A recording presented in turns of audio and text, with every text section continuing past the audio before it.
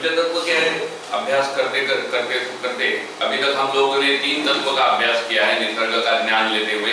कि पहले आकाश तत्व का ज्ञान लिया। आकाश तत्व शब्द गुण युक्त है, उसका ज्ञानेंद्रिय कर्ण या ईयर है, कर्मेंद्रिय वाणी या हम लोग जो जबान बोलते हैं वो है, तो उसकी जो कर्म है, आकाश तत्व का जो कर्म है वो उपलब्धता या अवेलेबिलिटी, ये उसका कर्म है। और उसका प्रतिनिधित्व करने वाला ग्रह जो है ज्योतिष में वो गुरु है। फिर आगे जाके आकाश से वायु की निर्मित होती है। वायु तत्व स्पर्श गुण युक्त है। वायु तत्व का ज्ञानेंद्रिय त्वचा है, उसका कर्मेंद्रिय कर है, मतलब कोई भी चीज की हलचल करने के लिए हमें जो ऑर्गन उपलब्ध होता है वो हमारे हैंड्स है, तो कर या हैंड्स ये उसके कर्मेंद्रिय है। और ये सब हम लोग किसके लिए करते हैं, हलचल किसके लिए करते हैं? तो एक है कि कलेक्शन करने के लिए, कोई भी चीज राशि जमा करने के लिए हम लोग हल ये करते हैं, या फिर नियंत्रण करने के लिए, मतलब मेरे से दूर न जाए इसलिए पकड़ के रखने के लिए जो उसको कंट्रोल हम लोग बोलते हैं। और तीसरा जो है डिस्ट्रीब्यूशन, जैसे कि हम लोग कार्ड्स खेलते हैं तो कार्ड्स जैसे बांटते हैं हम लोग, ये डिस्ट्रीब्यूशन करना ये भी आकाश तत्व का काम है। उसका प्रतिनिधित्व करने वाला शनि है और उसकी राशि जो है वो मिथुन, तुल या कुंभ। ऐसे मन में सोच आता होगा कि बाकी सब तत्वों में तत्व का विभाजन राशि में किया हुआ है, लेकिन आकाश तत्व की कोई राशि नहीं है। ऐसे क्यों? क्योंकि हर एक चीज में आकाश रहता ही है, क्योंकि हर चीज की शुरुआत आकाश से ही होती है। आप आकाश सेपरेट नहीं कर सकते। आप ऐसे नहीं बोल सकते कि ये ईस्ट साइड का आकाश है, ये वेस्ट साइड का आकाश है, ऐसे नहीं बोल सकते। मतलब हर तत्व में आकाश है ही। जैसे कि हम लोग देखेंगे कि आकाश में वायु या अग्नि नहीं है, लेकिन वायु में आकाश जरूर है। या फिर आगे जाएंगे तो देखेंगे कि अग्नि में वायु है, आकाश भी है। मतलब जैसे जैसे हम लोग आगे जाएंगे तो ऐसे ध्यान में आएगा कि अंत में जब पृथ्वी तत्व आएगा, जहां हमारा मिशन खत्म होता है, मिशन पूरा होता है, वहां में ये सभी तत्व अंतर्भूत है। तो अभी तीसरे तत्व इसमें हम लोगों ने अग्नि देखा। अग्नि तत्व रूप गुण युक्त है, उसका ज्ञानेंद्रिय जो है वो नेत्र है, और कर्मेंद्रिय है जो तलपाई या जिसको हम लोग पैर का निचला हिस्सा बोलते हैं वो। अग्नि का एक गुण हम लोगों ने देखा है कि कोई भी अग्नि ऊपर नीचे से ऊपर जाता है, तो नेचुरली कोई चीज नीचे से ऊपर जाती है तो इसका मतलब है बाकी चीज को दबा के वो ऊपर जाता है। तो अग्नि तत्व का ये गुण है कि बाकी लोगों को पीछे छोड़ के खुद सामने आना। तो ये हम लोग उससे मतलब उसका ये हम लोग करेंगे कि ये सब क्यों करते हैं, तो इसका नतीजा क्या होता है? तो आदमी का उत्कर्ष होता है, उन्नति होती है। ये उत्कर्ष और उन्नति कैसे होती है? तो पहले तो वो अटैक करता है, आक्रमण करता है। अटैक कहाँ करना है उसका ज्ञान होना जरूरी है, और उसके बाद जो कॉन्कर करता है, जीत जाता है, तो अधिकार प्राप्त होता है। उसका प्रतिनिधित्व करने वाला जो ग्रह है रवि और मंगल है, और मेष, सिंह और धनु ये राशि है। तो चेहरे में कैसे देखा जाएगा कि ये आकाश तत्व का आदमी है या वायु तत्व का आदमी है या अग्नि तत्व का आदमी है? तो जैसे कि हम लोगों ने देखा कि आकाश तत्व का ज्ञानेंद्रिय करना है, तो ऐसे हो सकता है कि वो जैसे चेहरे पे हमारे किसी के चेहरे पे ध्यान जाएंगे तो किसी का कान बड़ा रहता है या कान अट्रैक्टिव होता है, कान का पोजीशन है वो अलग बाकी लोगों से अलग से रहती है। फिर वायु तत्व की तरफ अगर देखेंगे तो वो जरूरत से ज्यादा हलचल करने वाला आदमी रहता है। अग्नि तत्व की तरफ हम लोग देखेंगे तो उसका ज्ञानेंद्रिय जो है वो ईयर ये नेत्र है या आइज है। तो कोई लोग ऐसे रहते हैं कि उनकी आंखें आंख से आंख हम लोग मिला नहीं सकते, उनके आंखों में इतना जबरदस्त पावर रहता है कि हमारी नजर झुक जाती है। तो ऐसे लोग जो रहते हैं वो रवि मंगल प्रधान या मेष, सिंह, धनु राशि के प्रधान होते हैं। फिर आगे जाके हम लोग देखेंगे जल तत्व। तो जल तत्व ये रस गुण युक्त है। तो रस गुण युक्त तो जल तत्व का पहले हम लोग कर्म देखेंगे, फिर उसका ज्ञानेंद्रिय और कर्मेंद्रिय देखेंगे, तो हमको और ज्यादा समझ में आएगा कि रस मतलब कोई भी चीज में आनंद लेना, कोई भी चीज में आनंद लेना। तो हम आनंद लेने के बाद हमें तृप्ति होती है, समाधान होता है, हम लोग कंटेंटेड रहते हैं। तो जल तत्व का जो कर्म है वो है तृप्ति, आनंद, समाधान। जल तत्व का अगर गुण हम लोग देखेंगे तो अग्नि के बिल्कुल विपरीत है। अग्नि कोई भी अग्नि ऊपर जाने वाला रहता है और कोई भी जल जो है वो नीचे आने वाला रहता है। मतलब पानी का ये टेंडेंसी है कि वो नीचे आता है। हम लोगों ने बचपन में सीखा है कि water is the best solvent, मतलब कोई भी चीज में घुल मिल जाना ये पानी का गुणधर्म है।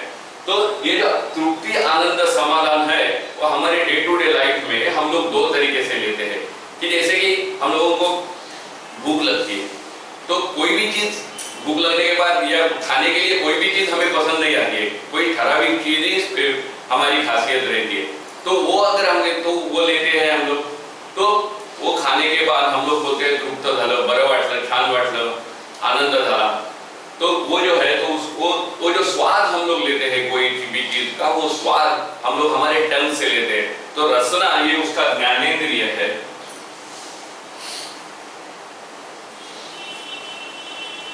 और दूसरा एक, जैसे कि हमारे पेट की भूख है वैसे हमारे शरीर की भी भूख है, और वो भूख पूरी हो जाने के बाद भी हम लोग बोलते हैं कि yes I am comfortable now.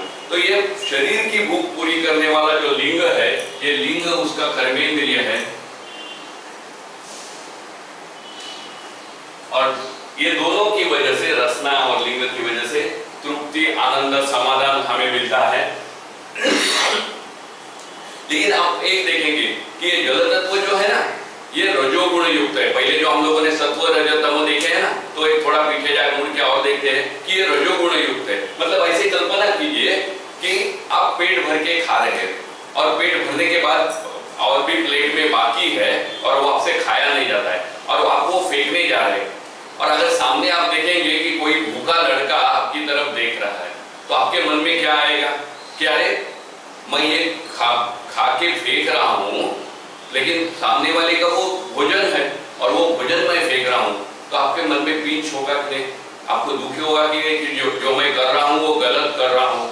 वो एक बात होगी। दूसरी बात ये विषय सुख के बारे में भी कि अगर आप इरेगुलर तरीके से या गैर तरीके से अगर आप लोग आप विषय सुख लेते होंगे, तो आपके मन में पीछ होगा कि नहीं, आपका मन आपको खाएगा कि नहीं, क्या आप जवाब क्या दोगे खुद को कि ये जो मैं कर रहा हूँ ये सही कर रहा हूँ क्या? तो आप खुद को जवाब दोगे कि नहीं मैं ये सही नहीं कर रहा हूँ। तो ये रजोगुण युक्त है। तो ये जल तत्व जो है वो रजोगुण युक्त है। तो जल तत्व का प्रतिनिधित्व करने वाला है चंद्र और शुक्र। देखो ये दोनों भी ग्रह जल तत्व के हैं, लेकिन उसके गुण पूरे एक दूसरे से अलग है। मतलब आप देखेंगे कि चंद्र को फल ज्योतिष में माता का कारक माना गया है और शुक्र को पत्नी का कारक माना गया है। और घर में हम लोग अगर देखेंगे कि ये चंद्र शुक्र दोनों भी है, ऐसे बहुत से कम घर में होंगे कि ये चंद्र और शुक्र मतलब माता और पत्नी बहुत प्यार से एक दूसरे के साथ रहते हैं। नहीं, ये रिलेशन यूनिवर्सल जो है वो एक दूसरे के लेकिन अगर उनका दोनों का भी गुण देखेंगे तो चंद्र का गुण जो है वो प्रोटेक्टिव नेचर का गुण है। उसका चंद्र का थोड़ा विषांतर हो रहा है, लेकिन ये यहाँ सीख लेना जरूरी है कि चंद्र का रस जो है वो खारट रस है, मतलब नमकीन है, सॉल्टेड उसका ये है। और कोई भी चीज हम लोग प्रिवेंट करते हैं ना, प्रोटेक्ट करते हैं, प्रिवेंट करते हैं, तो उसके ऊपर वो प्रिवेंट करने के लिए या प्रोटेक्ट करने के लिए उसके ऊपर नमक छिड़का जाता है। तो वो नमक डालने के बाद वो बहुत ज्यादा टाइम रहती है। एक हमारा डे टू डे लाइफ में ये लेते हैं कि अगर समझो कि बहुत जोर से हवा चल रही है और हमारे आंख में कोई कचरा गया, तो क्या होता है, आंख से पानी आना चालू होता है और पानी के साथ जो आंख में गया हुआ जो कचरा है वो बाहर निकल आता है।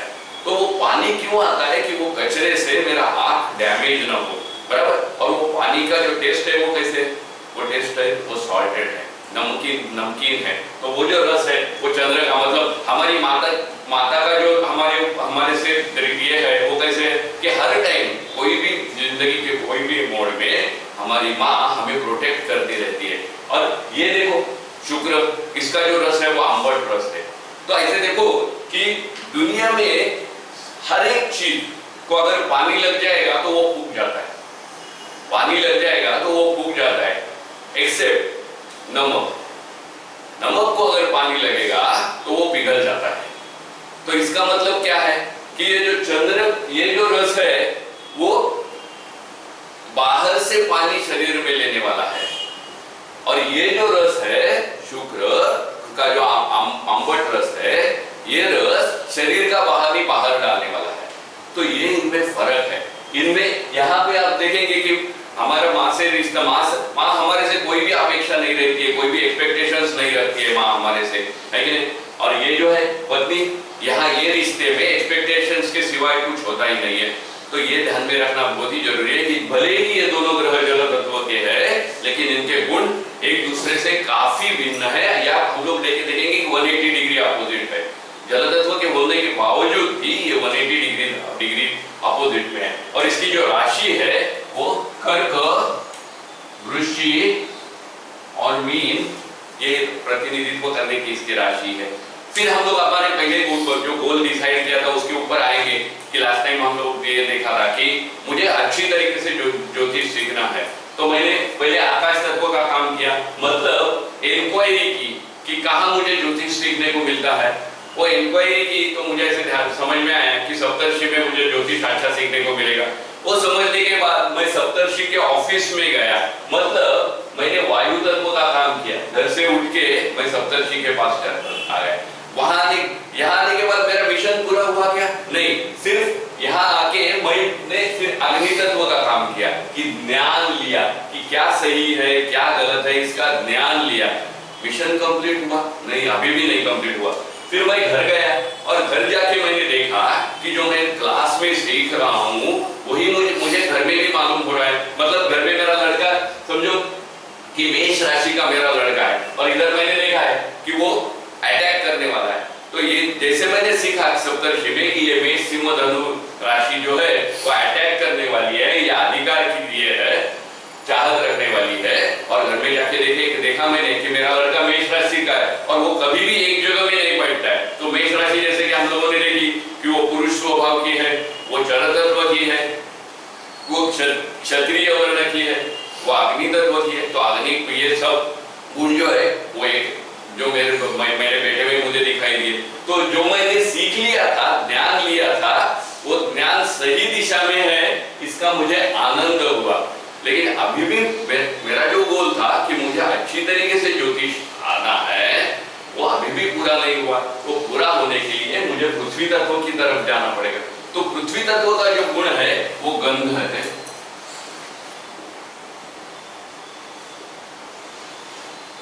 पृथ्वी तत्व गंध गुण युक्त है। तो पृथ्वी का जो काम है वो देखो, अभी बारिश के दिन है तो किसान क्या करता है कि एक सीड जमीन में बो देता है, उसके ऊपर माटी डालता है। वो अगर एक्सपोज रहेगा तो वो उड़ जाता है, लेकिन उसके ऊपर मट्टी से ढकता है, फिर उसको पानी डालता है, जो उससे अग्नि का ये संस्कार उसके ऊपर होते हैं, पानी के संस्कार उसके ऊपर होते हैं। और बाद में जब उससे प्लांट बाहर आता है, उससे एक फल आता है, उसमें हम लोग अगर देखेंगे तो एक बीज जो हम लोगों ने बोई थी उससे कई गुना ज्यादा 1000 टाइम्स मुझे और सीड्स मिल गए। तो पृथ्वी का काम है कोई भी चीज को संभल के रखना और उसको बढ़ाना, मतलब जिसको हम लोग बोलेंगे संगठन और संवर्धन।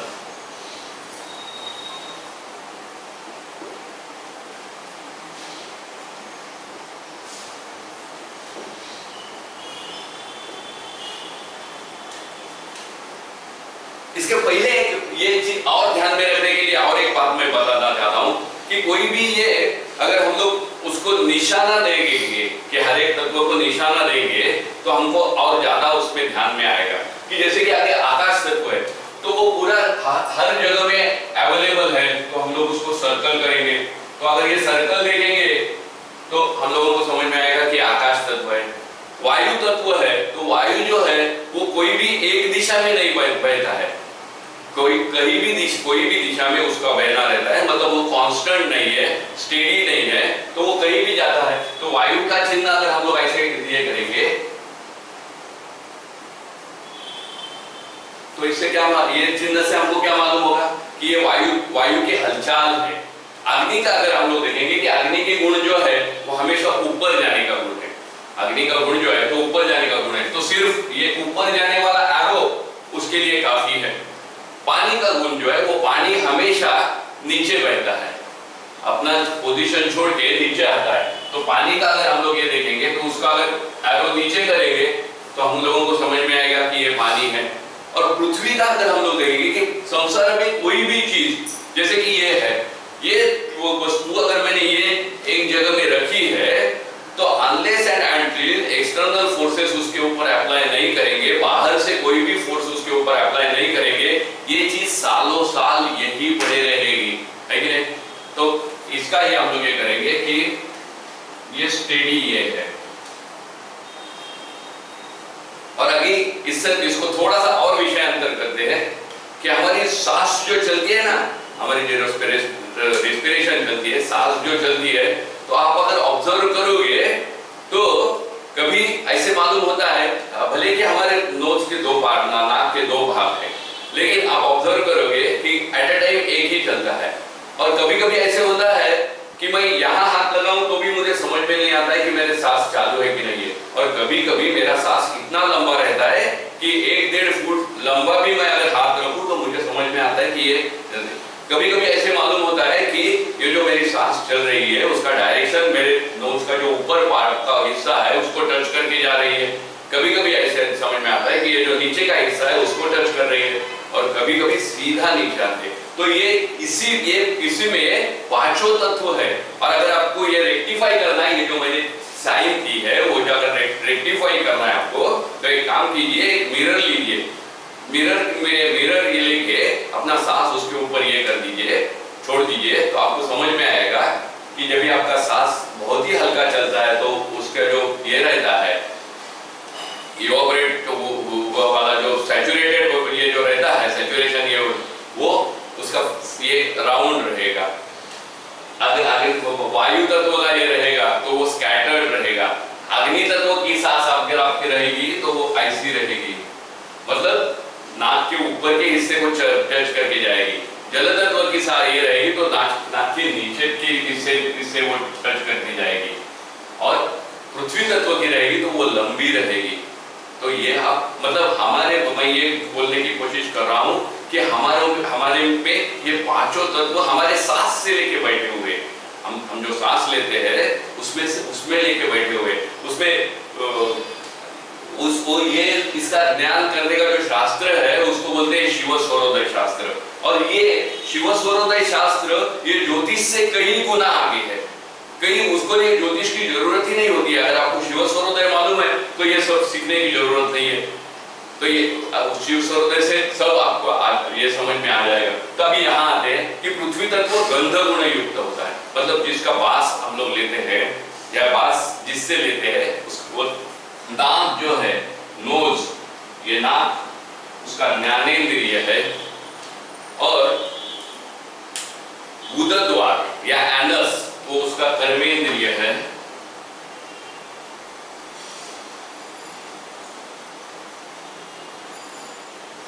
और बुध उसका प्रतिनिधित्व करने वाला ग्रह है, और वृषभ, कन्या और मकर ये राशि पृथ्वी तत्व की निर्देशक है। तो अभी हम लोग देखेंगे कि हम लोगों ने यहां से चालू किए थे, आकाश तत्व से चालू किए थे और पृथ्वी तत्व तक आ गए। तो जैसे मुझे यहाँ तक आए थे कि जो भी मैंने सीख लिया वो घर जाके देखा कि वैसे की वैसे है, तो मुझे आनंद हुआ। उसके ऊपर मैंने और ज्योतिष सीखा, और ज्योतिष सीखने के बाद मैं लोगों को मार्गदर्शन करना चालू किया मैंने।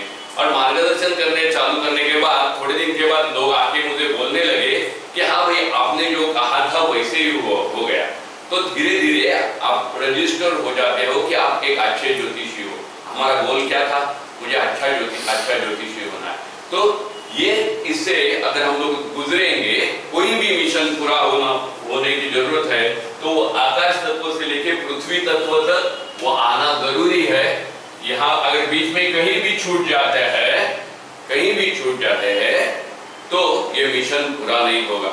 और अभी मैं आपको एक सवाल करता हूँ कि right from birth till our death, हमारे लाइफ में बहुत सारे सवाल है कि नहीं?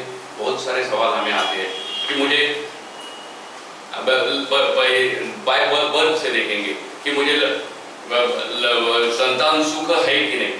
मैं पहले पूछता हूँ, संतान सुख है तो सुख, अगर सुख की संकल्पना है तो वो यहाँ पे आती है, जल तत्व में आती है। फिर आगे जाके उसकी पढ़ाई अच्छी होगी कि नहीं होगी।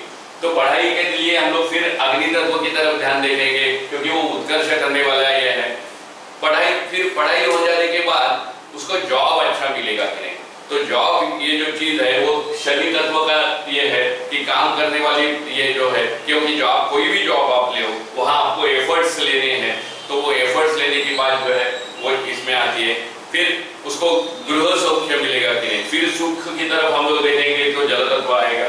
फिर हम लोग और देखेंगे उसका बैंक बैलेंस अच्छा होगा कि नहीं। तो बैंक बैलेंस की तरफ हम लोग देखेंगे तो संगठन और संवर्धन, फिर पृथ्वी की तरफ आएंगे, उसको ग्रह सौख्य मिलेगा कि नहीं, या फिर उसका परदेश गमन होगा कि नहीं। तो परदेश गमन मतलब एक जगह से उठ के दूसरी जगह जाना है, फिर मुझे वायु तत्व की तरफ देखते हैं।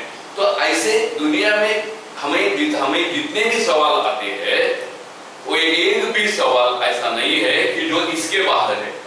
तो अगर ये हमें सब ठीक तरीके से समझ में आएगा, आप अपना खुद वक्त लीजिए, आपका पूरा वक्त लीजिए, और एक सवाल ऐसे मुझे बताइए कि जो इसके बाहर है, जो इसके बाहर है।